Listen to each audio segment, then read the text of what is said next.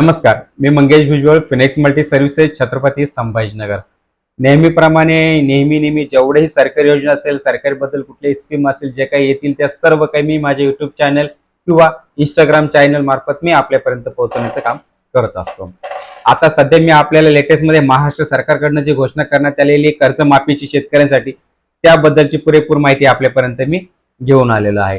त्याआधी जर तुम्ही माझ्या युट्यूब चॅनलला नवीन असाल तर माझं चॅनल सबस्क्राईब करून घ्या। जर आपले कोणी मित्रमंडळीसाठी कुठली योजनेबद्दल माहिती हवी असेल सरकारी, तर त्यांना माझं चॅनलचा हा व्हिडिओ शेअर करा किंवा माझं चॅनल सांगा मंगेश भुजबळ, या चॅनलवरती आपल्याला मदत मिळेल।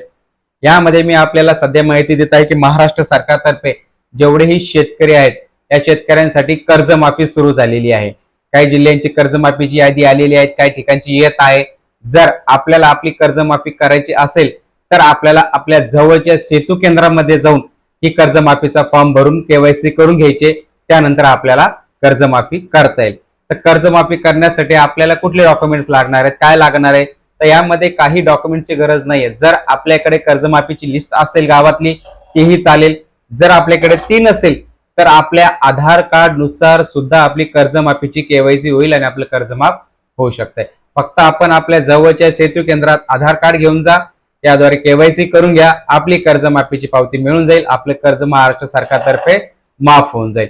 सोबतच जर आपल्याकडे कुठले सेतू केंद्र जवळ नाहीये, आपल्याला काही प्रॉब्लेम येत आहे, तर तुम्ही माझा नंबर आहे 9657064238 9657064238 या नंबरवरती तुमचा आधार व्हॉट्सअप करा, मला ओटीपी द्या, मी ओटीपी द्वारे आपल्याला आपली केवायसी करून देण्यात येईल। जर आपल्याला आणखीन कुठलीही सरकारी योजनेबद्दल माहिती हवी असेल तर माझं चॅनल आहे मंगेश भुजबळ, याला सबस्क्राईब करा, यावर जाऊन चेक करा, आपल्याला भरपूर सारे योजनेची माहिती मिळेल। कुठलीही आपल्याला अडचण येत असेल तर मी माझा नंबर दिलेला आहे, या नंबरवरती कॉल करा, आपल्याला मदत मिळेल। माझा व्हिडिओ बघितल्याबद्दल तुमचे सर्वांचे मनपूर्वक धन्यवाद।